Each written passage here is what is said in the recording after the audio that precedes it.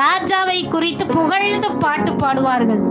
அதை போலதான் நம்ம ஆண்டுடைய சமூகத்துல வரும் பொழுது கர்த்தரை குறித்து நம்ம ராஜாவை குறித்து நாம் என்ன செய்ய வேண்டும்? புகழ்ந்து பாட வேண்டும். அல்லேலூயா. அவருக்கு இருக்க நாமத்தெல்லாம் சொல்லி சொல்லி சொல்லி நாம துதிக்க துதிக்க துதிக்க அவருடைய கிருபை இன்னும் அதிகமாய் நமக்கு பெருகும். அல்லேலூயா. கிருபை அதிகமாய் பெருக பெருக பெருக நாம என்ன செய்வோம்? ஆசீர்வாதத்துல பெருகி கொண்டே இருப்போம், மேன்மையில பெருகி கொண்டே இருப்போம், உயர்வுல பெருகி கொண்டே இருப்போம். ஆமென். அல்லேலூயா, அல்லேலூயா.